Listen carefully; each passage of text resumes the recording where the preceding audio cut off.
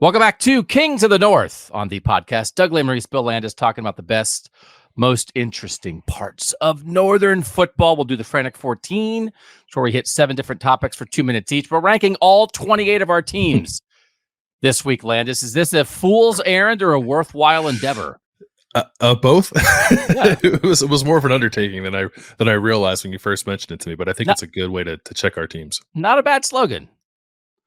A Yeah. fool's errand and a worthwhile endeavor. That's right. Kings of the North. We will do our playoff brackets for the first time. The actual playoff rankings will come out on Tuesday night, so we're going to give you our version of that. We'll do the look ahead, best Northern games coming up this week. And, of course, the Brian Ferentz Survivor Show. He survived this week because he didn't play. Iowa was off. So what's next for the Hawkeyes? But first, Frantic 14, 7 topics in Northern football. Here we go. Number 1. We're ranking our 28 teams. Should we add a team? Do we want Kansas to become one of our teams on Kings of the North? And I guess it's just because they beat Oklahoma, but they're kind of cool too. Yeah, the state of Kansas has cool football. I want both teams to join our merry band of football teams up here in the North. Geographically, I think it makes sense. And in the case of Kansas, like Lance Leipold, he is of the North, Wisconsin Whitewater legend. I think has spent his entire coaching career up there, so I'm okay with using that to justify this as well. But I very much want Kansas to be part of our group. Little Buffalo stop, very northern on his way to Kansas. So if you draw a line, and somebody did it on a map, and then I Google mapped it myself, started a place like, say, College Park, Maryland. We have Maryland in our northern teams, and you draw a straight line. You put in, you chart your path, right? There's a couple teams we could scoop in. And so we're going to have this conversation. We're not adding Kansas today because we were already ranking 28. I want to. But the conversation that we can have, and by the way, all of our border teams are having great seasons, which makes us want to grab them. So right now we have 28 teams. We only do Power 5, right? So sometimes we touch on Air Force and that kind of thing, Boise State, but they're not really one of our 28. Well, we're going to lose Oregon State and Washington State next year because they're probably going to be in the Mountain West, right? So we might be going down on a number of teams. Yeah, I'm going to fight that when it happens. Well, we could have tiers. We can't end up with 60 teams. We're not going to have a show talking about Akron all the time. But we also have to figure out what we're going to do with USC and UCLA next year. We might make them honorary members, but they're not making a great case. It's like, at the beginning, it was like, we get to make USC an honorary member of the North. And it's like, do you want them? Are you excited to talk about that defense? So Louisville, Virginia Tech, Kansas, Kansas State, and Missouri, to me, are the 5 border teams. 4 of those 5 teams are ranked right now. Missouri is 7-1. They're 14th in the country. Louisville is 7-1. They're 15th in the country. Kansas is 6-2. They're 22nd. Kansas State is 6-2. They're 25th. And Virginia Tech's got it back together. They're 4-4. So we might scoop all of them up next year, Landis. What do you think? I'm for it. I want this show to talk about 65 teams by the time next college football season rolls around. Yeah, it's just going to be everybody but Bama and Georgia. That's right. It's like that. The case for Tennessee being in the North. That's where we'll eventually It's not get. that far. So it's one of those things. If we take, I do want us to be multi-conference. So if we take Kansas and Kansas State, we would potentially have half the Big 12 next year, which I think would be interesting. If next year, the Big 12, we talk BYU, Cincinnati, Colorado, Iowa State, Kansas, Kansas State, Utah, West Virginia, and we leave the Texas schools and the Arizona schools to the south. I think that's interesting. We'd have some ACC teams. We'd have, of course, the Big 10. If we grab Missouri, we'd have an SEC team, and we have Notre Dame. So, we got time. The North is malleable. It's more of a concept. It's a state of mind. That's right. It's not just geography. Like Virginia Tech, when I did the map, on YouTube, I'm using my finger right now. So it was like you started in Maryland and you dipped down for Virginia Tech, and then you came back up and hit like Louisville, Missouri, Kansas, Kansas State in a straight line. But Virginia Tech's in the mountains. Yeah, it's basically West Virginia. It's in the western. North. Yeah, that's right. Yeah. All right. So Kansas honorarily in. Congrats on the win over Oklahoma. We're probably going to grab you for next year. Plus, Chris Kleiman, the Kansas State coach, he's a Northern guy too. North Dakota State, baby. And he's like started his career in Iowa. So like, again, culturally, we'll take you. All right. Number 2 on the Frantic 14, Pat Narduzzi. What's up with this guy? He stepped in it a little bit after getting blown out by Notre Dame. He sure did. Pitt head coach. Pitt head coach Pat Narduzzi has tried to clean it up since then, but basically said like we thought our players were going to be good and they're not, which is a heck of a thing to say after you get your butt kicked. More specifically, I think it was like we thought we were going to fill some holes, and that hasn't happened. And that hasn't happened. Let me read you the quote. You lose a lot of good players a year ago. You think as a coach you're going to replace them, and obviously we haven't. Yeah. Which is like, I don't know, maybe not entirely off base, but something you shouldn't be saying. Just because it's true doesn't mean you can say it. As the head Which coach, is a lesson for us on this show, by the way. Right. And a couple of Pitt players were on Twitter after that, but like, okay, I see how it is. So like, it's the kind of thing where like you can lose your football team when you say stuff like that. And they're already having a bad season. They're not used to having bad seasons there. He's been there. This is his 9th year there. They've had one losing season. They've been quite successful under Pat Narduzzi. But this is a bad year. A lot of it is his doing. Starting on the offensive side of the ball. I just don't like how he's handled a lot of this year. Like this is putting your foot in your mouth big time, but also earlier in the year, like he was passing the buck as the head coach on offensive struggles and saying like, oh, I'm going to leave it to the offensive coordinator to pick the quarterback. And I spend 85% of my time with the defense. Brother, you're the head coach. Yeah. Like it all falls back on you. So not great things happening there. I think there's a disconnect here on standards, on being able to have sort of a step back year and everybody understanding that. And Pat Narduzzi has earned that. They went 11-3 and 9-4 the last 2 years. They're allowed to have a step back year. And I think in the portal, it creates maybe an idea of like, it's like your roster's your roster. If you lose a bunch of good players, like it's a development year. What can we do? Now the portal gives you the opportunity to not have those years, and then you lose your mind. So I think this is a case of that. Be okay with losing. Like, because there's a point to it, because we're headed somewhere, because we're not a program that's going to win 9 games every single year. And by the way, he does have a little bit of a point. They had 6 draft picks last year. That tied for the 5th most of any team. In 2021, they also had 6 picks. That year, that tied for the 8th most of any team. They're developing NFL players, but you can't do it every year. Yeah. So this is one of the things I want this show, when we start going 5 days a week, especially, I want fan bases and programs themselves to understand what their own standards are, and that losing, if there's a point to it or a reason for it, is okay. Everybody can't win all the time. And when you're at a place like Pitt, I just think you have to be more okay. They're 2-6 right now, but they're 20-7 the previous 2 years. It's not excusing it, but explaining it without saying we don't have good players. You can't say that stuff. No, you can't. I also think too, to the point of your draft stat there, I believe they had the most players selected in the ACC, or were tied for the most players selected in the ACC. So if you put them in the context of their own conference, they're dealing with a decent amount of loss there. Including a first rounder in Kalijah Clancy, who was one of the best defensive players in college football last year. All right, number 3, Oregon. Oregon is, if they ever went away, they're back. They drubbed Utah. Utah was just out of gas on the Kyle Whittingham as a miracle coach kind of thing. Oregon runs the ball really well. Their defense is good enough. And I don't know, man, like that Washington loss, it's not a fluke, but if we stand here right now, and this is not what to me rankings are about, but if we stood here right now and say, okay, Oregon and Washington are getting ready to play in 2 hours, who do you think's going to win? I think a lot of people would pick Oregon. This was an impressive win for the Ducks over Utah. Yeah, it was a really impressive when teams don't do this to Utah. 35-6. I believe it was the first game since 2018 that Utah has not scored a touchdown. First time, snapped an 18-game home winning streak for Utah. It's just like regardless of what state Utah is in, like this doesn't happen to them on their home field. And Oregon just dismantled them from the jump. Oregon looks really good. Like I agree. I would pick Oregon to beat Washington if they played in 10 seconds. I would put Oregon up, I think, as a legitimate national title contender at the moment. Physically and athletically, they look like a team that's capable of winning a national title.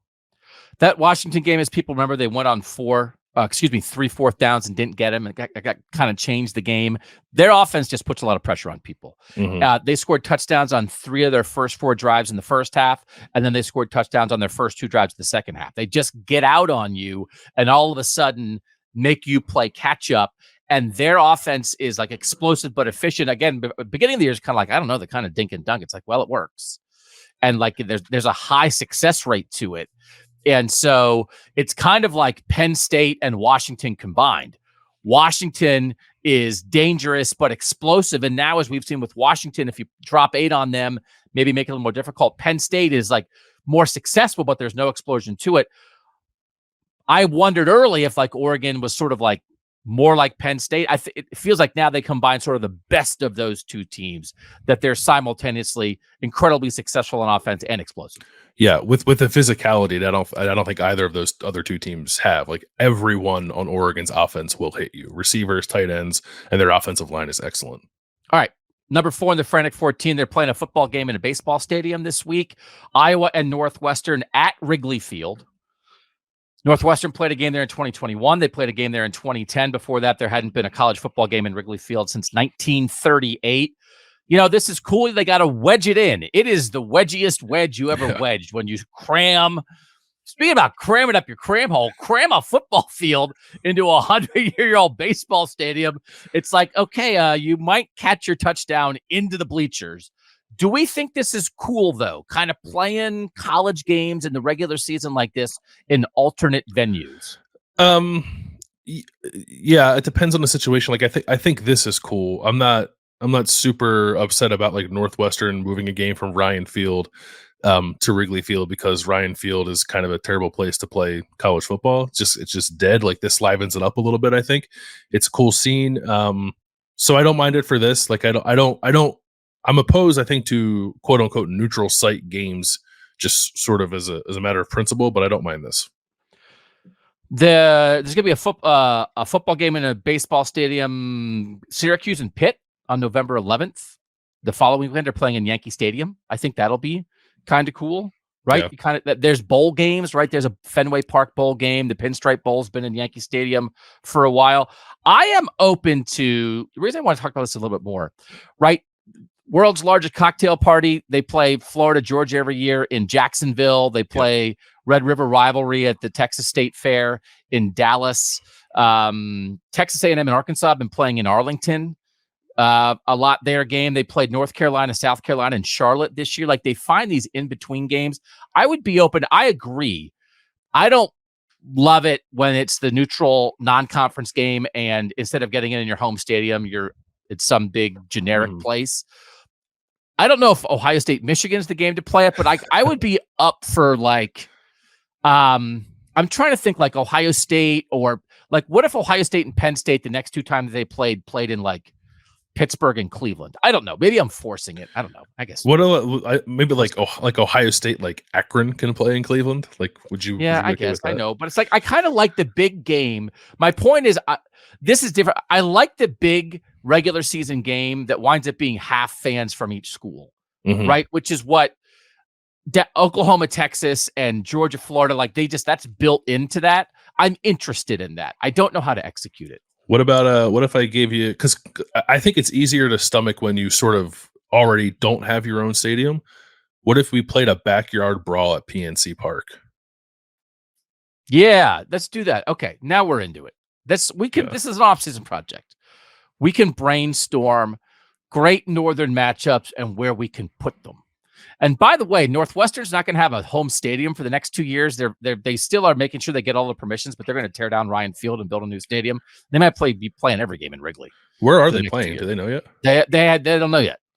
They'll find a place, but I think they might play multiple in Wrigley. It's like they have to wait for baseball season to end. Yeah. But they might be playing multiple in Wrigley for both of those. So my people know. My daughter's at Northwestern. She's going to this Northwestern Iowa game.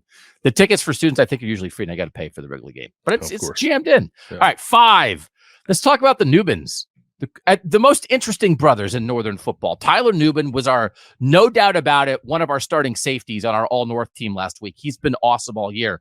And his brother Jordan ran it 40 times. Did I write it down? 40 times for 204 yards and 2 touchdowns in their win over Michigan State this week. He arrived at Minnesota as a walk-on defensive back. They had a bunch of running back injuries, 40 for 204. And they did a brotherly press conference afterward. They said their parents were screaming like the whole game. They're from Illinois. Tyler is a 5th-year player. Jordan is a 3rd-year player. Like, awesome. Yeah. How awesome is this for the Newman? They are killing it. Yeah, really cool. And it wasn't like, 40 carries can get you a lot of yards, even if you're not terribly efficient. But like, if you go back and watch some of the runs that Jordan Newman had, like, he looked good. Like, he was breaking tackles. He looked explosive. He got to the edge on one of his touchdown runs and kind of outran the Michigan State defense. Like, it was a good game from a guy who had 15 carries in his career coming into the game. They gave him 40. They were going to start somebody else. They did start somebody else. He fumbled. I don't know if it was on his first carry on the first possession of the game. They're like, okay, we're done with that idea. Put Jordan Newman in there, and then he ran away with the thing. And I don't know, is he their starting running back moving forward now? I think he should be. They the brothers stay together in the team hotel the night before the game, and like they got word this might be happening. And Tyler was like, "You got this. You're going to have a huge game." Afterward, the post-game news conference, Tyler is saying of Jordan, all he does is grind. All he does is work. Jordan is saying of Tyler, he's a great mentor. He's a great brother.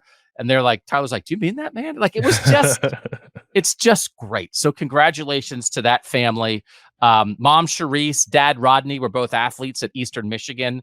And, Jordan's like a walk-on. He was recruited. He had scholarship offers at like Valpo, Butler, and Dayton. And he takes a walk-on spot to go to where his brother plays college ball, and this happens. So awesome story here in the North. Let's plant some flags. I'm planting my flag right through my own heart. It's over for Oregon State. I a couple weeks ago, one of my flag plant was Oregon State's going to be in the Pac-12 title game. It's just too difficult, and they blew it. And Arizona has been a pain in everyone's side in the Pac-12, but Oregon State turned down a 26-yard field goal attempt at the end of the first half in a game that was 10-10. And they try a fake field goal that has no chance of working. They wind up losing by 3. And Jonathan Smith, who has done a great job there as a head coach, said afterward, it was ultra aggression, and that starts with me, and it shouldn't have been. It's just a bad call at that time. You knew it in the moment. It came back and it killed them. It's one of those games where you get no possessions. They had 4 possessions in the first half, only 5 possessions in the second half, and they waste one on they had to ask the kicker to run it in from like 25 yards out. Yeah. The kicker. No chance. Yeah. And so they blew it. Like, they really blew it, and they did it to themselves. So congratulations on everything Oregon State's done last year and this year. They're still 6-2, but they threw their chance at a spot in the Pac-12 title game out the window with a great coach who got caught up in the moment, and I think will regret it forever. I'm sure he will. Like, the Oregon State will still have something to say about the Pac-12 race in general, right? Because they still play Oregon at the end of the year, and they are capable of winning that game. I think. But they have Washington left too. Yeah, in Washington. But this was disappointing, and I think the thing that makes it most disappointing is I thought if Arizona was going to win this game, it would be because it looked like what Washington State did to Oregon State, which is like throw it all over them and they can't stop it. That's not really what happened. Like, they threw it okay. Oregon State actually outgained Arizona, and Arizona just kind of like played with them and then beat them in the end, which is like, Arizona's good. Like, Arizona has turned the corner in a very significant way. So it's not a bad loss, but it's a disappointing one. Yeah. All right. Plant your flag. I've felt less and less confident in this as I've thought about it over the last few hours when I told you I was going to do it, but I'm sticking with it. Since the graphic was made, I'm sticking with it. Out of it. Well, I was just looking at the paths for some of these teams, and I'm sticking with it. Matt Rule's taken Nebraska to Indianapolis in his first year as the head coach of the Cornhuskers. Nebraska is now 5-3. They're 3-2 in the Big Ten West. They're tied atop that side of the division with Iowa, Minnesota, Wisconsin. They still have to play Wisconsin, and they end the year with a home game against Iowa. I'm a believer, man, in what Matt Rule's doing there. We talked early in the year about, this might look a little lean in his first year because it looked bad at Temple. They were 2-10. It looked bad at Baylor. They were 1-11, and then he got things turned around.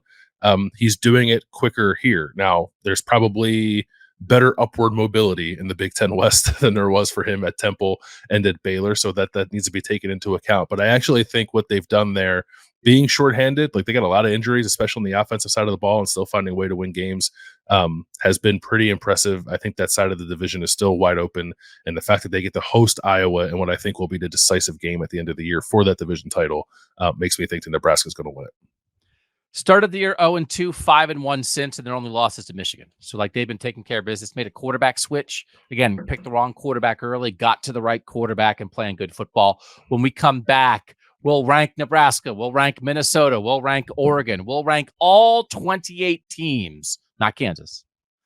In the North, we have a top 14 and a bottom 14. We'll do that next on Kings of the North. Doug Lesmerises and Bill Landis. We usually rank the teams that are worthy of being ranked, and then we rank the best players. Sometimes we rank the best quarterbacks. We've done the best receivers. We did our all-North team last week. We'd like to move it around. So this week, no player rankings, but all 28 teams. So this segment, we're going to talk about the top 14. And no surprise at the top, I think, Bill. This is where we've been. This is where we were last week. We have Ohio State number 1. We have Michigan number 2 and Washington number 3. Those are 3 of the 5 remaining undefeated teams in the Power 5. I don't know that there's much of a discussion around this. If you're going to go resume at all, you've got to have Ohio State first. If you're just going by eye test, you can make a case for Michigan, but we usually do at least some resume here. So we agreed on this top 3. We did, and I actually made a little bit of a change because last week I had Michigan ahead of Ohio State. I actually thought like going on the road and winning at Wisconsin by 2 touchdowns was kind of like another impressive feather in the cap for Ohio State, and made the resume that much better. Like it's not the best win in the country, but it's a pretty good win. It's a better win than anything Michigan has, and now Ohio State has 3 of those. So Michigan, kills the eye test. But I think this time of year resume is probably a little more important, so I put Ohio State first. All right, so there are top 3: Ohio State, Michigan, Washington. Oregon is 4. That's a decisive 4. We talked about that clearly they remain in this national title mix. There was a point that a tech subscriber made this week, which was in 21, Michigan State beat Michigan, but it was almost like the committee kind of wound up like ignoring it. I was all wound up, and I was like, well, you've got to have Michigan State ranked ahead of Michigan. And then Michigan State got to the end of the year and got blown out by Ohio State. It was like, but in the meantime, I thought the head-to-head mattered. But the committee was still ranking Michigan ahead of Michigan State.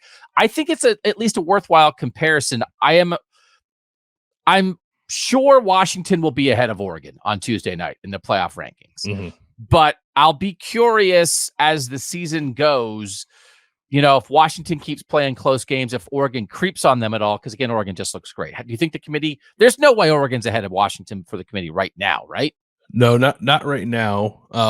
I also, the committee, I don't know that they operate this way, but they'll probably look at the Washington-USC game and think to themselves, like, we don't have to do anything with Washington right now. Like that game will push us in either direction.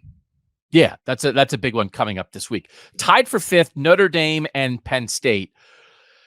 Notre Dame is an inch away from being right in the thick of the national title race. And they have the last 2 weeks, they beat USC 48-20 and Pitt 58-7. They've scored 106 points the last 2 weeks. They are really looking at 10-2 possibly. And if that was 11-1 with the win over Ohio State, they would be right there. We know we've talked about like that kind of tough 4 straight games in prime time that they had, which wound up, they lost to Ohio State and they wind up losing to Louisville. But they've looked great the last couple weeks. And I think credit to Notre Dame for not letting their season go off a cliff. They look good, don't they? They do look good, and honestly, at this point, there's certainly no shame in losing to Ohio State, and Louisville's a good team too. They lost on the road to a good Louisville team that's going to play in the ACC championship game. So yeah, they look very good. They're probably kicking themselves, especially at the Ohio State game, because it was there for them to win. The Louisville game, it did kind of just feel like they ran out of gas, but they won a game on the road against a pretty good Duke team in between those two too. So they've showed some resolve, and now they're pummeling teams in a way that I wanted to see them do it. Like I think I said last week or the week before, it's time to turn it up now that you've gotten on the other side of that 4-game stretch that was difficult, and they're certainly doing that. So they look really good. Did you think Penn State was going to lose to Indiana? No, because I would never have that much faith in Tom Allen. But we'll get to Indiana. Yeah, they're not in the top 14. No, I did not think they were going to lose. I was surprised that game was close. Yeah. Hangover from the Ohio State loss a little bit for sure. So Penn State, Notre Dame tied for 5th. 7th is Oregon State, which again, 6-2 is really good for Oregon State. It really probably should be 7-1, but it's not. 8th is Utah at 6-2. Utah the last 3 seasons, so like you throw out the COVID year, the other 3 seasons they've won double-digit games each of the last 3 years. They're 6-2 right now. They've got Arizona State, Washington, Arizona, and Colorado left. You know, you throw in a bowl game, they certainly is possible to have another double-digit win season for them. They just really, Oregon was too much. That was where was the line? That was the line. That was too much to ask. Yeah, I mean they have a clear ceiling, right? And it's somewhere below being able, I think, to beat a team the caliber of Oregon, unfortunately, for Utah at the moment. But I hope that doesn't take away from the coaching job that's been done there. And I put that on the players too, right? To start the season the way they started with the injuries and limitations they've had is still widely impressive. But yeah, I think we saw the limits of that this week. And this is where we've been drawing the line in teams worthy of being ranked. And there is a drop-off here. I think there's a pretty significant drop-off from what we think of Utah as a team at 6-2 at number 8. Tied for 9th, both at 5-3 are Wisconsin and Minnesota.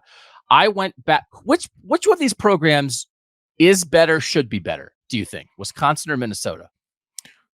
Oh, I'm trying to trick you a little bit, so don't fall in my trap. Am I answering 2 separate questions? Is better and should be better? Or yeah, is better in recent history. Recently, I think Minnesota is better, but I think Wisconsin should be better. All right. Since 2019 in the Big Ten, including this season, Minnesota is 24-15 in the Big Ten. Wisconsin is 23-15. Overall record since 2019, Minnesota is 37-17. Wisconsin is 35-20. PJ Fleck at Minnesota is 4-0 in bowl games. Minnesota once again is in the thick of the West race. I think it's possible Minnesota is the most underrated program in the country. Throughout the COVID year, last 3 seasons, 9 wins, 11 wins. I still don't know if college football fans think of Minnesota that way. I think they do think of Wisconsin that way. It's why Paul Chryst got fired, because he did not live up to a standard of, hey, you're supposed to be pretty good.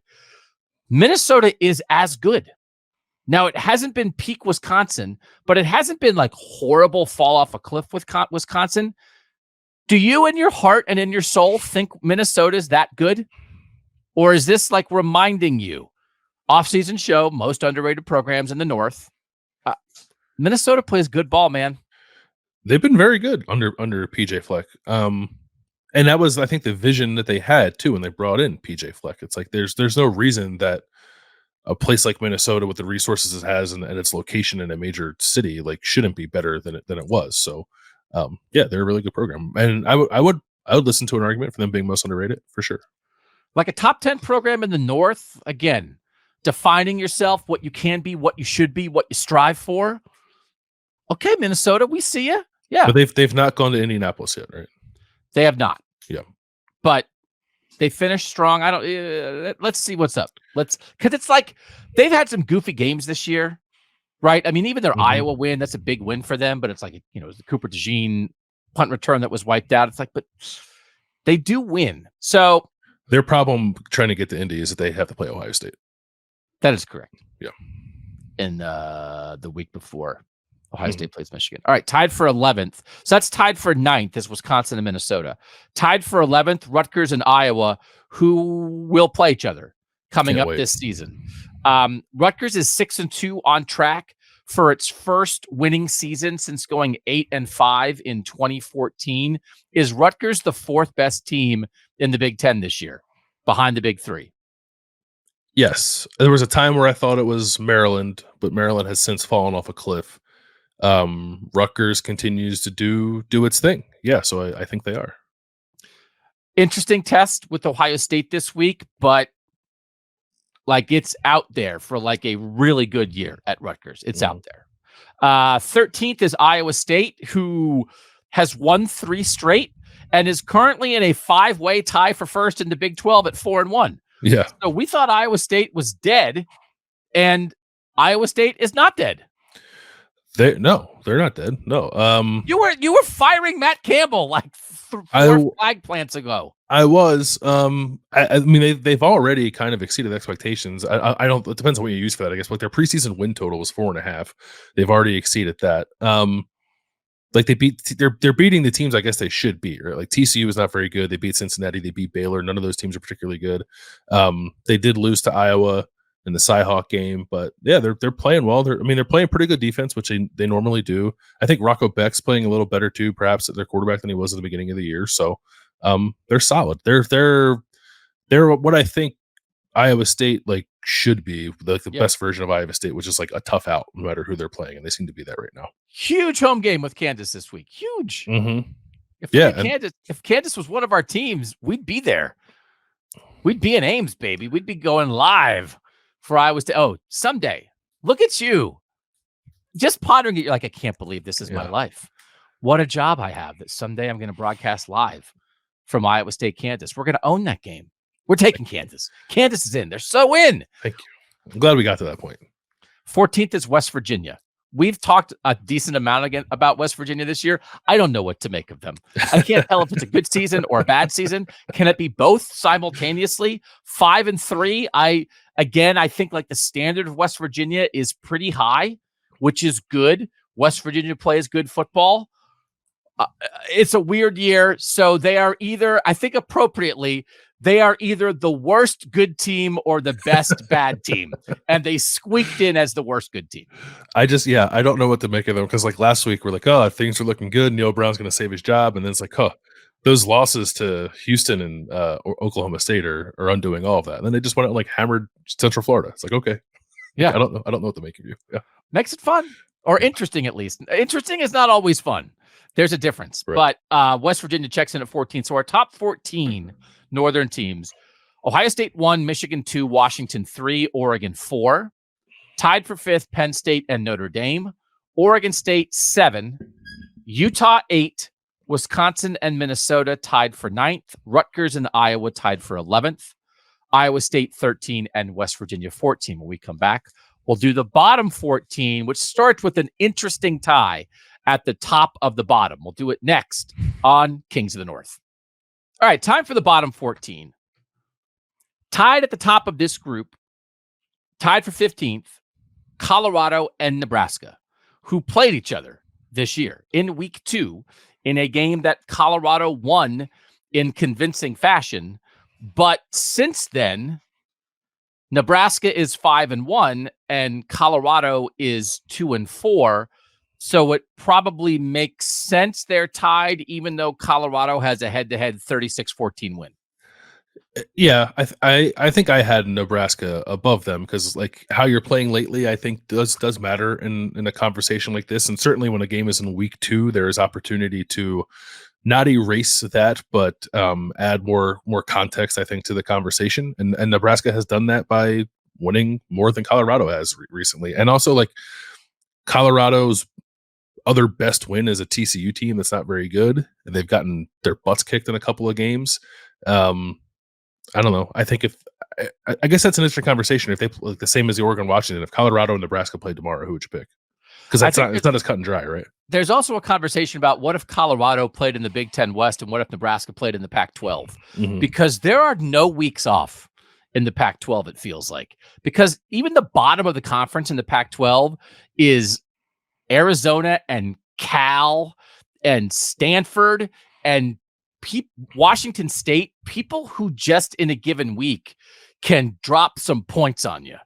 And life in the Big Ten West is, let's see if we can get to 17 and put this game away. So this is one of those where, but there's a physicality in the Big Ten West. There's decent defense in the Big Ten West. Like the numbers are helped by the terrible offenses in the Big Ten West. What would Travis Hunter do to the Big Ten West? What would Shedeur Sanders and Travis Hunter do? Shedeur Sanders might get sacked 12 times playing teams in the Big Ten West. It is. So it's one of these things. That's why I like this exercise, right? Because we're not beholden to conferences. But in a situation like this, there's such a difference in the types of teams that you're playing. And you're not wrong, because Colorado's biggest problem is their offensive line can't block anybody.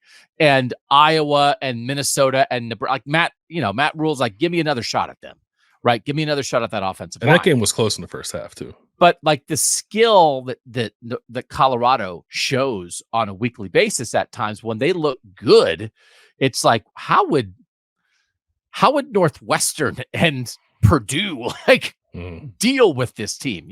So Yeah. I think this is appropriate. Colorado's 4-4, Nebraska's 5-3, and we could talk ourselves in a circle. But I wish we could go through. I wish we could do it. I wish we could flip flop them and have Nebraska play Colorado's schedule and Colorado play Nebraska's schedule and see what would happen, because I think there would be truths both ways. Mm-hmm. And I think there might be a game where it's Nebraska. Had you seen the Nebraska story? Nebraska lost to Washington State 81-3. It's like, wow, what happened there? and it's like, did you see the Colorado Iowa score? Colorado finished with negative offensive yards. You know what I mean? Like, I think there would be things that happen. And then there would also be times where it's like, man, like Nebraska took it to USC, right? Because like if you don't play physical football, you're going to get found out. Or Colorado threw the ball all over Wisconsin because they just couldn't deal. Like I think there'd be peaks and valleys both ways. 17 is Washington State. We talked about them once upon a time. They've lost 4 in a row. Yeah. I think like this is another one of these teams. We have multiple teams here who either are on like 3 or 4 game winning streaks or on 3 or 4 game losing streaks. And I guess they still can get up and get you like they got Oregon State, but overall they're just average, aren't they? They're pretty average. I don't know. I would have believed in their ability to come up and get you 3 weeks ago. I don't know so much now if I believe in their ability to do that. They just don't look very good these last few weeks. And I know they've had some guys who were hurt and lost a couple of games where they were shorthanded, but I think maybe I don't want to say they got lucky when they beat Oregon State in particular, but that might have been a little bit of lightning in a bottle there that they've not been able to replicate. Tied for 18th. It's a 3-way tie between Northwestern, Maryland, and Boston College. Northwestern just coming off a win over Maryland this past week. Boston College and Maryland are both 5-3. Northwestern is 4-4. Maryland has lost 3 straight. Ohio State, Illinois, and Northwestern. Like that's a bad look for Maryland. Boston College is on a winning streak, and I do think Northwestern at 4-4 has an outside shot at a bowl spot. Mm-hmm. For a team that I think before the season, a lot of people might have thought they were more like a 2-10 team with their program in absolute disarray. So like 4-4 at this point with wins over Minnesota and Maryland is like pretty good for Northwestern, isn't it? Yeah, I mean they finished with Iowa, at Wisconsin, Purdue, and then at Illinois. Like I think for sure they could beat Purdue and Illinois. I don't love their chances of beating Iowa or Wisconsin, but I also would not be surprised by any result among basically everyone in the Big Ten West. So it's there, which is like astonishing. I thought they were going to go 0-12 this year after all the stuff with Pat Fitzgerald. So the fact that they've won 4 games, I think, is awesome. But yeah, bowl game is certainly within striking distance for them. Maryland still has not beaten anybody good. Their wins are against Towson, Charlotte, Virginia, Michigan State, and Indiana. They've lost to like every team they've played that has a pulse. They've just kind of fallen off a cliff. And I guess maybe we were probably just a little too high on them to begin with. This is more or less who they are. But I thought that they were cruising toward a like win every game except for Ohio State, Michigan, and Penn State this year. Get your 9 wins and have a nice successful season. And that is not happening. Number 21 is BYU. This is another team that like you were worried about at one point. They've had like some bad losses. I thought maybe I said last week, Pitt, Notre Dame, and BYU, Texas. Pitt and BYU were both like 3 touchdown underdogs. I said, could they hang around? Pitt definitely could not. BYU hung around with Texas for a little bit. They were down 21-6. They had 2 goal line stands where they stopped Texas on 4th and goal at the 2-yard line, I think on 2 consecutive drives. Like competitive, certainly not at the very bottom of the Big 12. So 5-3, okay for BYU, right? Yeah, it's okay. I probably overstated their demise a couple of weeks ago. I still can't get over getting your butt kicked by TCU and then watching TCU go out the next week and score 3 points and lose 41-3. Like that was bad, but they rebounded nicely from that and didn't get run off the field against Texas, although Texas was playing its backup quarterback. So yeah, they're okay. They're probably about where people expected them to be this year at 5-3 at this point. So it's not too bad. All right, tied for 22nd is Syracuse and Illinois, and I think Illinois maybe is the most disappointing team in the North. Year 3 for Brett Bielema, it was 5-7 in year 1, was 8-5 last year in year 2. They definitely lost a lot of defensive talent and lost their defensive coordinator, Ryan Walters, who went to be the head coach at Purdue. But 3-5, the quarterback situation hasn't been great, although Luke Altmaier has done some stuff with his legs. I thought Brett Bielema, even in year 1 at 5-7, was like finding interesting ways to make his team competitive. Mm-hmm. And I thought just this was a program on the ascent, right? That, hey, like if we're talking about a Big Ten West, the last year, the Big Ten West, who could sneak up and win it? I think they were picked 4th in the preseason poll, but 3-5 is just really disappointing for them. Yeah, it is. You mentioned they were picked 4th in the preseason poll. Their preseason win total was 6.5. Like, this is a team that had some decent expectations on them, at the very least, to make a bowl game. And that's still out there for them, but I don't know that I love their chances of getting there. I love their chances of beating Indiana, but I think their other remaining 3 games are toss-ups at best, and they're probably going to be underdogs, and certainly going to be underdogs against Minnesota and Iowa, and they play Northwestern to end the year. Minnesota, Indiana, Iowa, Northwestern left for Illinois. Tied with them, Syracuse. There are 7 Power 5 teams that are winless in their conference. 4 of them are in the North: Syracuse, Cincinnati, Indiana, and Michigan State. So Syracuse started 4-0. They're now 0-4 with 4 straight ACC losses. Once upon a time, I said Syracuse is going to beat Clemson. It turns out that everybody else is going to beat Clemson, but not Syracuse. This is one of these things, again, Maryland is, I think, a cut above Syracuse, but I think it's a similar kind of thing where Syracuse did the same thing last year. Start hot, fall off. You kind of want to believe, like, hey, maybe like they're about to get over a hump here. And then it's the second straight year where they've just fallen off a cliff. I don't know. Like, I think it makes you really wonder about Syracuse right now. It does. I guess to defend them a little bit, like, they have lost to Clemson, UNC, Florida State, and Virginia Tech. Like, those are all understandable losses. Maybe you like to get Clemson, right? Clemson's down. You got them on your home field. You want to win that game, maybe, and it was there for them to win. They kind of blew that one. The other losses are just like, yeah, like of course you lost those games. So it's not like they're losing games they shouldn't lose. I'll be more. That's why we're going to talk about, like, I'm on alert for what they do this week against Boston College, because that is a spot where it's like, okay, Syracuse, like, prove you're not totally falling off a cliff here. So we'll see where they go. Tied for 24th, Pitt and Cincinnati. And just like when we had Colorado and Nebraska tied, these teams have played each other. Cincinnati beat Pitt in week 2. They are both 2-6. Cincinnati is 0-5 in the Big 12. So Pitt's not in great shape, but Cincinnati is maybe in worse shape since beating Pitt. Like this, are you worried about Cincinnati in the Big 12, or is this just a natural reaction to Luke Fickell leaves? It's a program reset. Like, this is okay. Fly high off being a playoff team 2 seasons ago. It's all good. Cincinnati is now a Power 5 program. Like, the future is bright, and this is a completely normal reset year.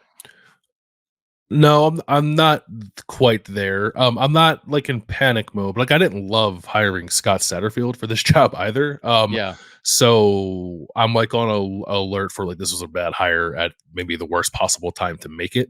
Because there's a path for Cincinnati, I think, to be good and competitive in the new version of the Big 12. They're certainly not there right now, and I don't believe in Scott Satterfield's ability to get them there. So it might take a new coach, which is like a kind of a crazy thing to say, I guess, about a guy who's only been there for 8 games. But I didn't love what he did at Louisville either, and he's not doing a great job so far. All right, that's tied for 24th, both at 2-6. Also at 2-6 is the team ranked 26th, Michigan State. You had them last on your ballot, correct? Yep. This is the disarray, right? You wind up with multiple programs. Big Ten, man. Whew. Kind of a weird year. What people thought would happen to Northwestern Then, so the preseason, the Northwestern stuff happens. The Michigan State stuff with Mel Tucker happens during the season. What you thought would happen with Northwestern is actually happening at Michigan State. They are also, again, as we said, one of these 7 teams without a conference win, just not very competitive right now. No, and it's not like you almost feel bad for the players, right? Because they were kind of dealt a bad hand here with the way the season has played out. Harlan Barnett is, I think, doing what he can as the interim coach there. Yeah, but absolutely. but their wins are Wofford and Western Michigan, I think, right? They're just not entirely competitive with the other teams they've played in the Big Ten. And I went back and forth between like, should Michigan State or Indiana be the last team on my list? But Indiana being competitive with Penn State put them up at one spot for me. And it's a really difficult spot, even beyond the major coaching situation. Their starting quarterback transferred to Auburn, and their best receiver transferred to Florida State. So, and Keon Coleman, people are like, Keon Coleman, he's like one of the revelations of the college football season. And he was at Michigan State last year. Yep. So this is one of these very difficult spots. I think when like you see Mel Tucker gets to Michigan State and they get Kenneth Walker III in the portal from Wake Forest, and it's like, oh, the portal's going to be good to a program like Michigan State. Then they lose Peyton Thorne and Keon Coleman. It's like, oh, the portal's going to be bad to a program like Michigan State. So they need to get their coaching situation figured out, obviously, but then they need to figure out like how to keep Keon Coleman, don't they? Because this is not Keon Coleman transferring from Indiana or Northwestern or Purdue. This is like Michigan State, who at its best was the 4th best program in the Big Ten. And so like that's a red flag to me a little bit. It is. I think it's reflective of their quarterback situation. Like Keon Coleman, I just don't think trusted he was going to get the ball from whoever was going to play quarterback for Michigan State, which is not probably wasn't the wrong read on the situation from him. But I agree with you. I think Michigan State is a program that should be able to keep players like that. Should be able to keep its best players because it should be competitive enough of a program to keep its best players. And also while Kansas is on the mind, I think that is the state that Michigan State needs to look toward to find its next head coach, whether it's Leipold or Kleiman. The last 2 spots from the state of Indiana, number 27, Purdue, number 28, Indiana. Both are 2-6. Purdue is 1-4 in the Big Ten with a blowout win over Illinois. Just like Illinois, like worst nightmare in that game. Indiana is 0-5 in the Big Ten. I had Indiana last because it's like, I get it. I know you're nominally competitive against Penn State, but I just still think that program has been a mess. And like, I don't know. There are plenty of places where there's a reason for it. It's like there's an excuse for it. So it's like, all right, Michigan State, I get it. Like, I'll throw you a bone. Like, what's the Indiana excuse? Incompetence. Basketball state. Like, yeah, some combination of those two things. So it's a rough year in the state of Indiana for college. Well, Notre Dame's good. For college football. So like, this is right. But again, like Purdue, okay, like reset. On the way up, Brian Wolders, I think, was a good young hire. I think that made a lot of sense for Purdue to do that. And I think Indiana needs to like be looking at Purdue or be looking at places and trying to figure out like what their next step is, because like this is not it. Yeah, what a ringing endorsement of the bucket game that we have for Purdue in Indiana. First. Oh man. One of the first like really big college football games I covered was like the old Oaken Bucket in like 1995. I think it was Bill Mallory's last game at Indiana and they won. Our headline was like out on a sea of red. And it's like oh man. Since then, baby. All right. So the bottom 14, it started with Colorado and Nebraska tied for 15th, Washington State at 17, 3-way tie at 18 with Northwestern, Maryland, and Boston College, BYU at 21, tied for 22, Illinois and Syracuse, tied at 24, Cincinnati and Pitt, Michigan State 26, Purdue 27, and Indiana 28. We'll be back next week ranking them again. No, once was enough. We don't have to spend any more time trying to like break the 3-way tie between Northwestern, Maryland, and Boston College.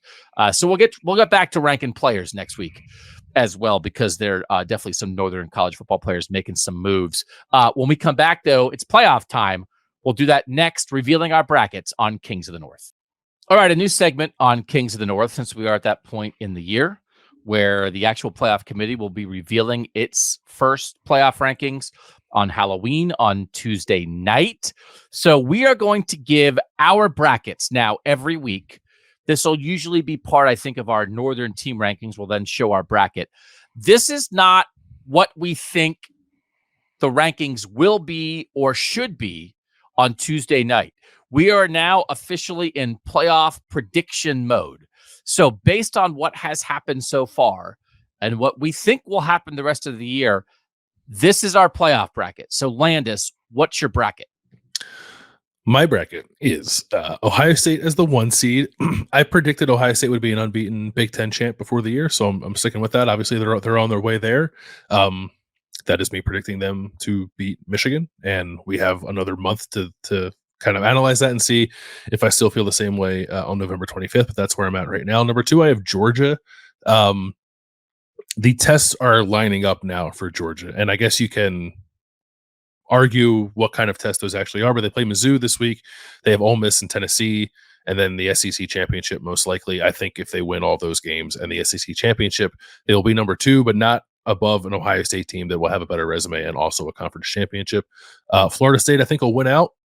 Games remaining against Pitt, Miami, North Alabama, Florida, and then most likely Louisville in the ACC championship. It is not an overly impressive resume because some of those big wins early in the year have lost their shine, but an undefeated ACC champ gets in as a 3 seed. And then LSU's 13th in the country. Yeah. And LSU like has a chance to do something against Alabama this week. And then I think they'll probably be in Atlanta for the SEC championship if they do. And then I have Oregon 4th. I don't think Oregon's going to lose again. I think they're going to be a 1-loss Pac-12 champ and win the rematch with Washington in the Pac-12 title game to erase the one blemish that's on their resume. So your bracket then is a Northern semifinal, Ohio State, Oregon, and a Southern semifinal, Georgia, Florida State. You outlined the path for Georgia. And in your mind, is this a 13-0 Georgia ranked number 2? Yes. Yep. Okay.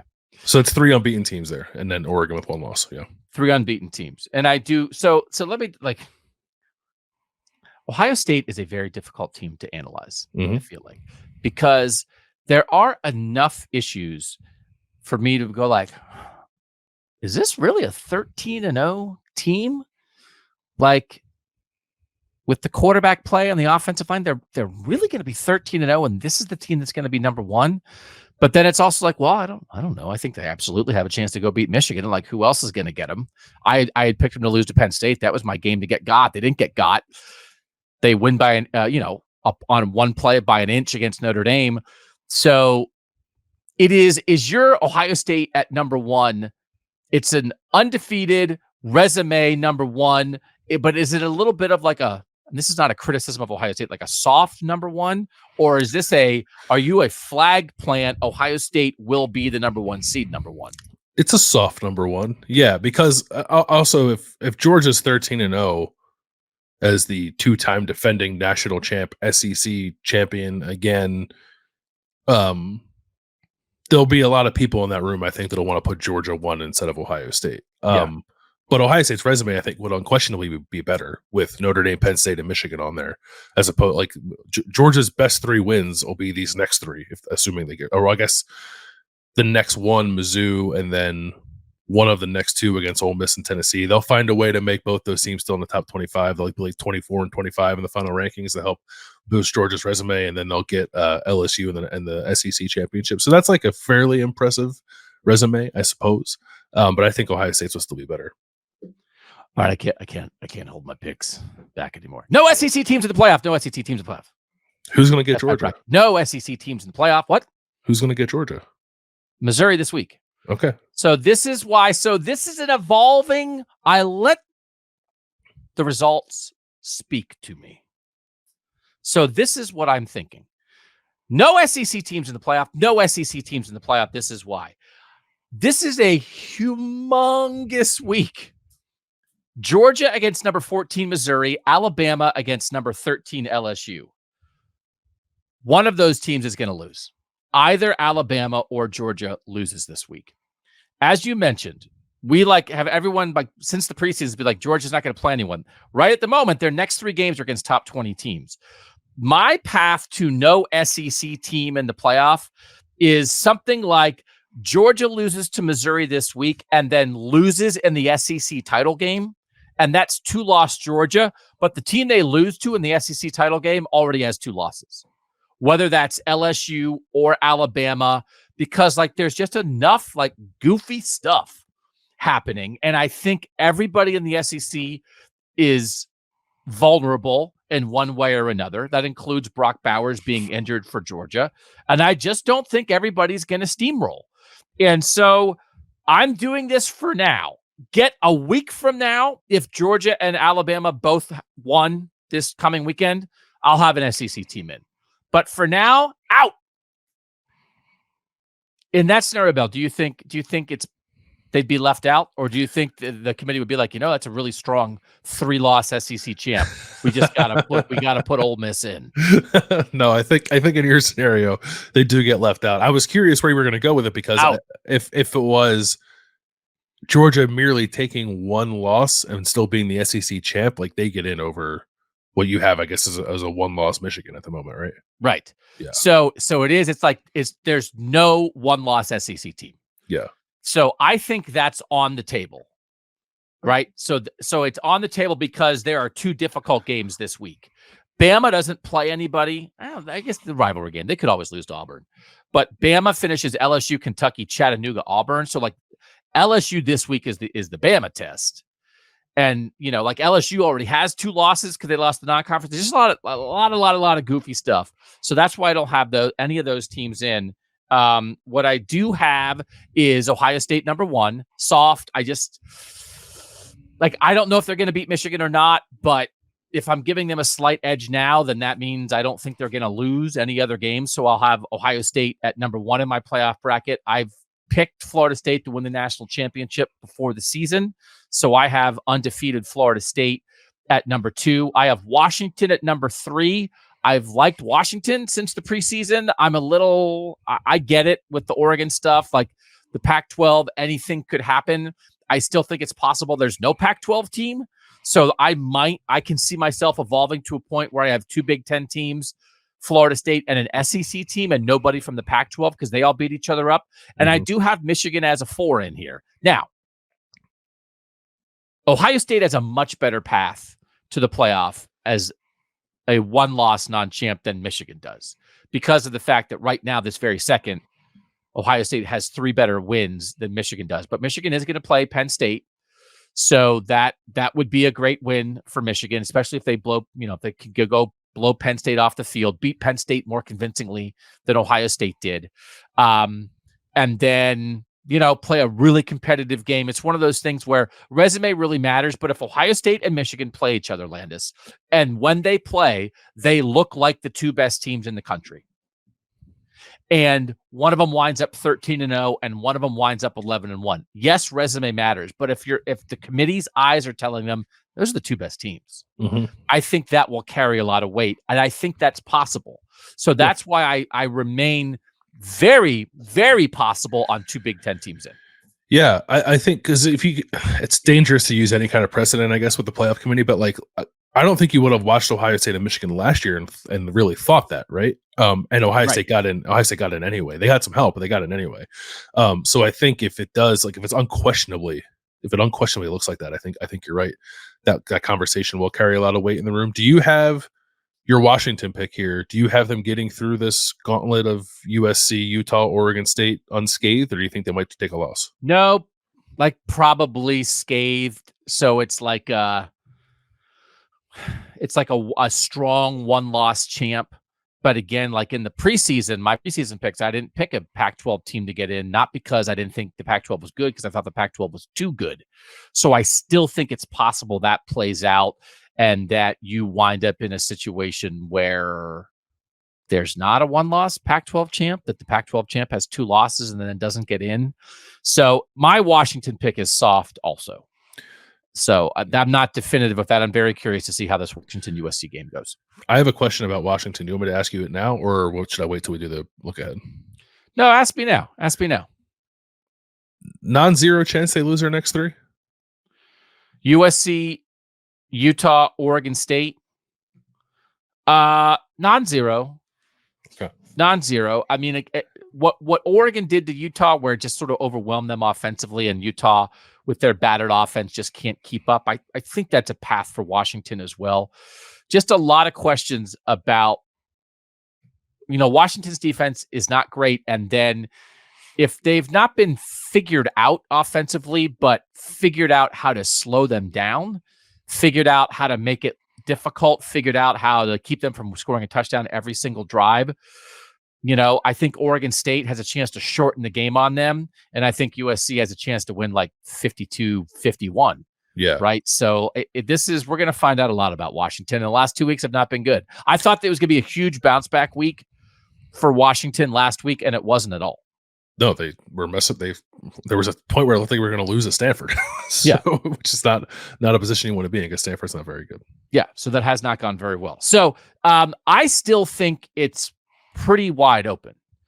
I don't feel. I think who's your most definitive playoff team? Mine's Florida State. Florida State, yeah. Yeah. Like just because a combination of they're pretty solid. They have playmakers on both sides. Their conference isn't very good. Yeah. Right. That's most of their work is done. Yeah. Their work is done. Right. So, but I think this our picks will change a lot. Okay. When we come back, what are we doing? Oh, it's the Brian Ferentz Survivor Show next on Kings of the North. Time for the Brian Ferentz Survivor Show. He survived this past week because Iowa did not play. Iowa 6-2 at Wrigley Field against Northwestern this week. This over-under, the total opened at 29.5, Landis, which is like the lowest total in the history of college football odds making, because the previous lowest total was 30.5 when Iowa and Minnesota played 2 weeks ago. It's beautiful. I can't wait. The Iowa totals this season, they started off at, 43.5. They went under at 38. 35, they went under at 33. 43, they went over at 51. 38 for the total, went under at 31. 36.5 went over at 42. 38.5 went under at 34. 33.5 went under at 21. 30.5 went under at 22. So the total this year, Iowa's gone under 6 out of 8 weeks. And aren't you tempted to go under the 29.5 on this? Yes, very, very much so. I guess maybe, this probably doesn't matter because we're talking about Iowa. Like, Northwestern's defense is not particularly strong. It's not like when Northwestern has been good, they've have had good defenses that kind of do what Iowa's doing, which is limit your ability to get explosive plays and just kind of keep you out of the end zone as much as you want to be there. That's not really what this Northwestern defense does, but it doesn't matter because it's playing Iowa. So, yeah, I'm still tempted, like 13-10, right? Yeah. So the good thing about this is it's in a baseball park. It's going to be a baseball score. Yeah. It's going to be like 8-5. Right? It'll look normal. It'll just be on the old Wrigley Field score, but it'll be like, oh, are the Cubs? It's 3-2. Are the Cubs playing? It's like, no, it's the middle of the third quarter of Northwestern Iowa. It's like, oh, is it in the 7th inning? Like, no, there's 10 minutes left in the fourth quarter. It's 3-3. Well, yeah. Do you think one of these teams will score double digits? Right? You think? Oh, that is not. If that's a bet, you could 9-6. Oh my gosh, this is so 9-6. Some of the betting apps have you can bet the exact score. 9-6. I'd bet 9-6 both ways on this one.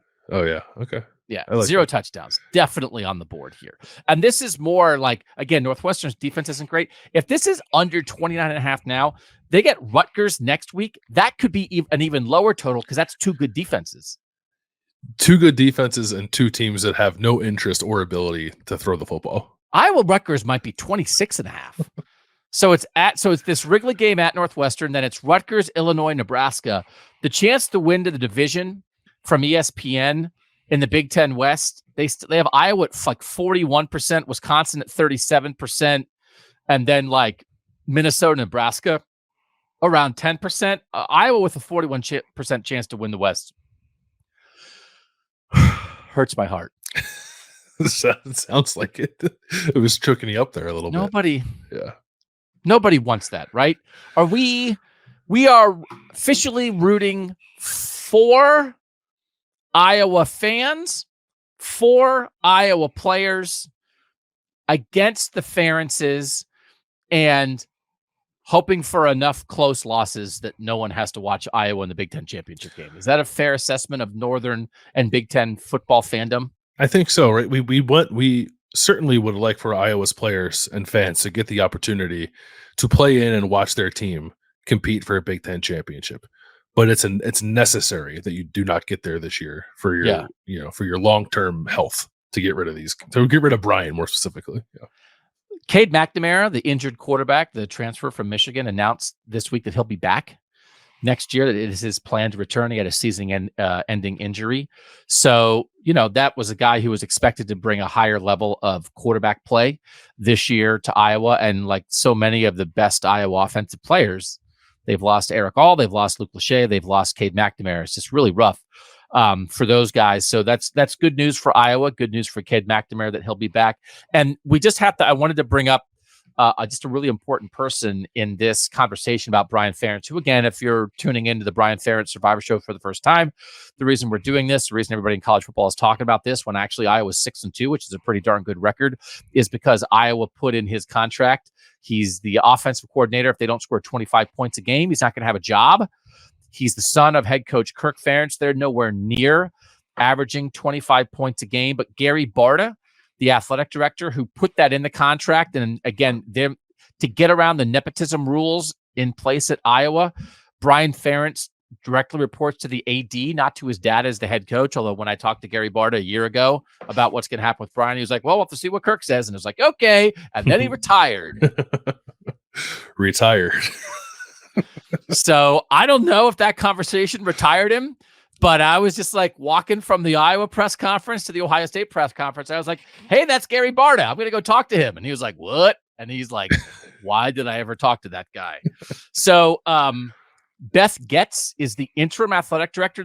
She had previously been an athletic director, and they brought her in as the deputy athletic director, I think, like to groom her to take over. But then Gary Barta left, I think, sooner than anybody expected. So she is officially the interim athletic director. When she was hired, like took over on August 1st, they said they're going to do a national search like early next year. But in the meantime, like she has all this stuff to deal with at Iowa. Some players being, implicated in a gambling investigation. In addition to this Brian Ferentz mess, she did an interview actually a couple weeks ago with the Cedar Rapids Gazette and the Athletics, where she said, we would like to have more offensive production, and I understand the frustration when we don't. She's in a tough spot, but I think she seems like pretty good at her job. I hope they give her, I think she should be the full-time athletic director there, but I just hope, like, it's a lot like with this Michigan investigation. You can think what should happen or what the evidence may prove, but then you have to go to the people in charge who are making decisions, and you have to look at the power structure at Iowa right now. And as long as Beth Getz is the interim athletic director, I don't know. There's a part of me that wonders if they're not going to get anywhere close to 25 points a game, but have a good record, and then Kirk will wiggle out of it somehow. Right? Or that the new AD will come, they'll go to a new AD, and the new AD will be like, you know what? We're not going to, I don't know. And like, you've got to stick to your word. Like, I can't imagine going through this, having this hover over your entire season, and then averaging 18.6 points per game and being like, we were just kidding. Yeah. I mean, I agree with you, but if you combine the kind of power structure that's in limbo at Iowa with like some of the injuries that Iowa's offense has encountered, losing Luke Lachey and Cade McNamara specifically, and Eric All is hurt as well, right? I don't know. I'm waiting for it. I'm waiting for him to be like, we wanted to hold him to it, but how can you score 25 points a game with all this going on around him? He needs another shot. Does that mean we'll be doing this segment next year too? Will they? We're actually in hell, and this is we have to do this every week for eternity. Yeah. When Kirk Ferentz was like, at least I'm not that guy, he meant because that guy has to do the Brian Ferentz Survivor Show every week for eternity. Oh, okay. Well, the chase for they got to score, whatever it is, 34 points a game to stay on track. I don't think they're going to go to Wrigley and score 34. I think it's more likely they score 3 or 4. So, good luck. At least it'll be fun. At least there's brick and ivy. Yeah. So Iowa at Northwestern at Wrigley Field this week. All right. When we come back, more look ahead. What are the best Northern games you have to worry about this weekend? Next on Kings of the North. Time for look ahead here on Kings of the North. Northern games that should catch your fancy this week. We'll start on Friday night. Boston College at Syracuse, 7:30 on ESPN2. Syracuse is favored at home by about 3 in this one, Landis. We talked about teams going up, teams going down. Syracuse has lost 4 in a row. Boston College has won 4 in a row. You were very curious about Jeff Hafley's job status at Boston College earlier this season, but they're kind of rolling right now. They are. They picked the wrong quarterback to start the season. They have since come around to Thomas Castellanos I think actually maybe Castellanos. That's not the I don't know what you call that double L pronunciation. Yeah. But I like to say it. It's more fun to say Castellanos. He leads the nation in quarterback rushing yards. He's pretty dynamic with the ball in his hands. Syracuse just played Virginia Tech and had a hard time stopping their quarterback, Kyron Jones, on the ground. So that could be an area, I think, where Boston College maybe exploits Syracuse's defense. But it's 2 teams in an interesting spot because, as I said earlier, Syracuse has lost 4 in a row, but they're all reasonable losses. Meanwhile, Boston College has won 4 in a row. The 4 teams they've beaten have combined for 8 wins. They beat Georgia Tech. It's probably the best one they have this year, but they're also beating up on some bad teams and winning games probably that they should win, like UConn and Army. So this would be I don't know. I guess for this caliber of teams, this would be a little bit of a statement win, I think, for Jeff Hafley. If they can go on the road and beat Syracuse, get to bowl eligibility and get the best win they've had so far this season. Yeah, I think this is like a moderately huge game for both programs. For both teams, yeah. Yeah, because I think both these programs probably think they should beat the other program. Mm-hmm. It's like, well, we should at least beat BC. Well, we should at least beat Syracuse. So this is really interesting. And yeah, I think by the end of the year, the loser of the head coach who loses this game could have a couple eyebrows raised about what's going on with him, depending how November goes. So this is worth watching. This is a good one worth watching on Friday night.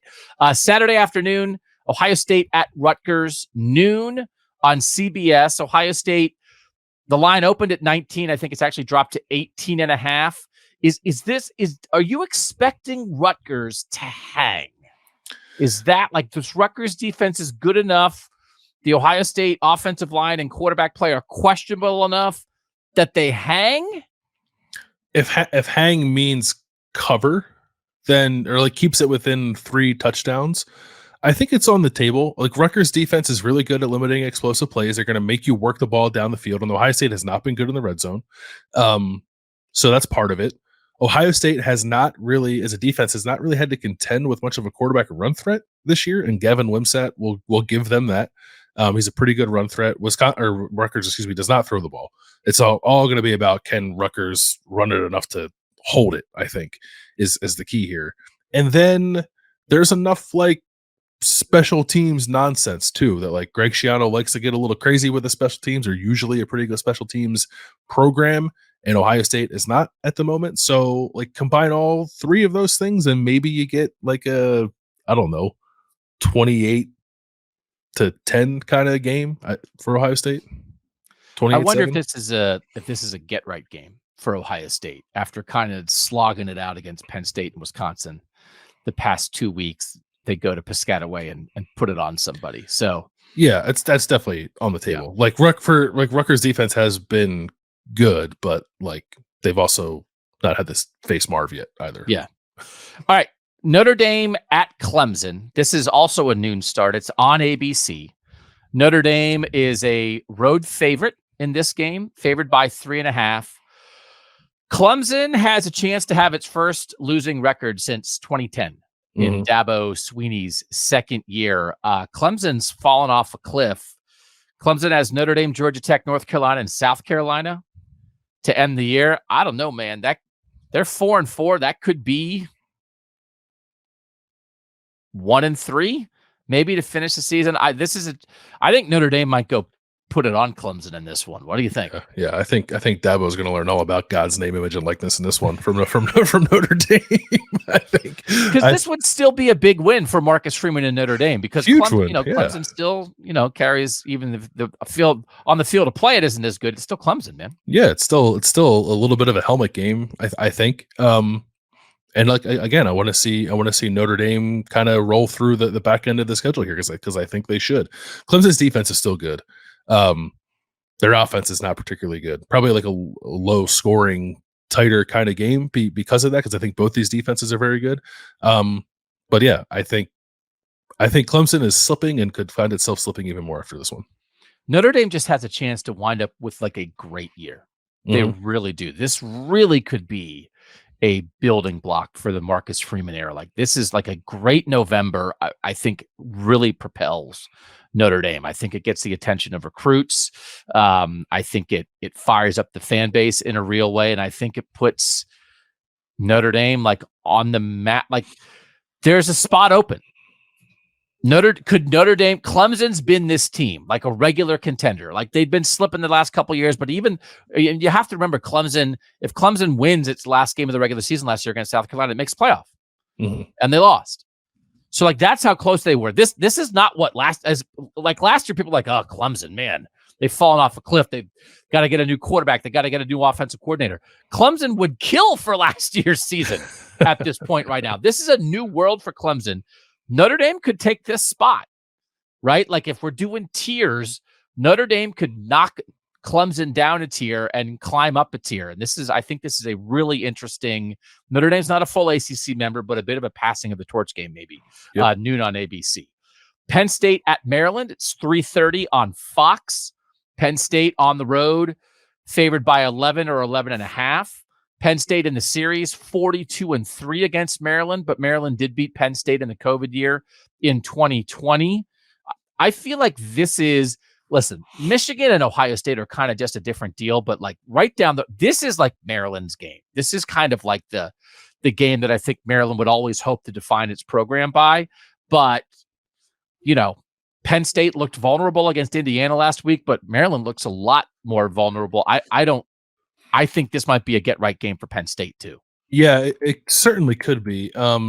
Maryland has a pretty good run defense, or has had a pretty good run defense this year, which could put Penn State in some uncomfortable spots. But I also there was I think a train of thought around Penn State that Drew Aller had to kind of like let it rip and even like throw a pick to get to the point where he was willing to be more aggressive. And then he threw a pick against Indiana at the end of the game that was almost costly. Thank God Tom Allen's a coward and they played for the field goal. And then right after that, Drew Aller throws a 57-yard touchdown pass to Keandre Lambert-Smith to basically win the game. So I'm wondering if your theory of Penn State start throwing the ball down the throw the ball down the field might come to fruition this week as opposed to 2 weeks ago against Ohio State. Because also Penn State's trying to get right for Michigan. Yes. So like this is like Penn State has to figure out. I don't know, as good as that Penn State defense is, I don't think in 2 weeks Penn State's going to like shut down the Michigan run game. So Penn State's going to have to be prepared to win some points, and it's time to work that stuff out because that offense was not ready to do it against a very good Ohio State defense. Mm-hmm. So I might like Penn State given the points here kind of a lot. Yeah. Purdue at Michigan, 7:30 on NBC. Line opened at 30.5. I think it's already moved to Michigan favored by 32. We have not talked about Michigan very much on this show. We could have talked about Michigan again off the top for 20 minutes and put Michigan in the headline and gotten a lot of search engine traffic. But it doesn't feel like in the last couple of days there's been much new with this. So, and again, it's still, by the time you hear this, there may have been another new thing. Michigan's going to get on the field for the first time since the cheating allegations really blew up. It's not about who they're playing because Purdue does not have a chance against Michigan. But are you just curious to see how Jim Harbaugh handles this week, how Michigan handles that game, and whether they're not as good if they're not if they're not Allegedly, I mean, there is one of these. If Michigan wins 23-16, everybody's going to be like, okay, they were stealing 21 points worth of signs every game, right? Like don't they have to go kind of like prove to the world that they can win without Connor Stallions whispering sweet nothings in the ears of their coordinators? I suppose, and if they do, this is a game for them to do that. They're going to hammer Purdue, mostly because that's what would happen anyway, and also because they're probably ticked off at the moment about the way people are talking about them. And Purdue is unfortunately the team that gets put in front of them when they're in that mode. So yeah, this looks like a slaughter to me. But I feel like it's practically evidence. Like this is like in a court of law. It's like I would like to exhibit number 16 is the final game book from Michigan's 81-3 win over Purdue after everything came out. How could we be cheating if we won like that? Yeah, well, They also did it against Michigan State too, right? Yeah. So they'll have it's back-to-back games. They're going to try to score with 30 seconds left to like make it 58-0 instead of 52-0. Yeah. Evidence. But it got like the Michigan State's thing, right? What Michigan State, enough was out when they played Michigan State. The Michigan State was not using signs and was having their backup quarterback give the plays to the starting quarterback. But then even since then, the questions Jim Harbaugh was getting there was like, is this a distraction? Mm-hmm. And we've moved past like, is this a distraction to, is this the greatest cheating scandal in the history of North American sports? So like the world is, it's changed a little bit. I'm not saying it is. Just saying it could be, right? We don't know. Do we know what do we know about this right now? As you sit here right now on Monday morning, do you feel like you have a handle on exactly what's going on? Or are we still kind of figuring it out? No, I'm still figuring it out. Like it's been a few days since like anything substantial has come out, which makes me think that there won't be anything else substantial to come out. So this is like kind of where we are. And the Big Ten is like kind of sitting on its hands a little bit, because I think if the Big Ten was going to do something, they would have done it already, right? Am I? I don't know. I feel like there might be a lot of conference meetings and the subcommittee of the committee meeting about this. Maybe, because that's the thing. It's not the NCAA. It's the Big Ten. Is the Big Ten going to do something more immediately? And like I just kind of feel like they had their chance with Michigan being off, and they didn't do it. And now we're getting closer to a Saturday where Michigan has to go play a game. And I don't know. I guess I'm more skeptical now that something's going to happen. Yeah. All right. Last one is Washington at USC. We touched on it earlier. It's 7:30 on ABC. Washington is favored by 4.5. The last 5 games for USC, a 7-point win over Colorado that they almost blew. A 2-point win over Arizona, a 28-point loss to Notre Dame, a 2-point loss to Utah, and a 1-point win over Cal, where they had to storm back in the fourth quarter and then prevent a 2-point conversion attempt by Cal that would have won it. The last 4 games for Washington, a 7-point win over Arizona, a 3-point win over Oregon, which is a great win, but they barely won, an 8-point win over Arizona State, where their only touchdown was a pick 6, and a 9-point win over Stanford that they sort of tried to lose. USC is second in the nation at 45.9 points scored per game. Washington is 9th at 40.4. So this should be high scoring, but both these teams are kind of in a weird spot the last month, dude.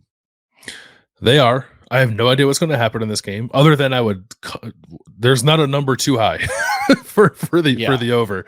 I don't think. I asked you the question about, can Washington lose its next 3 games? Because like I'm not predicting that they will, but I guess I won't be surprised if that happens. I'd feel more strongly about it if that game against Utah was at Utah, but it's not. It's in Seattle.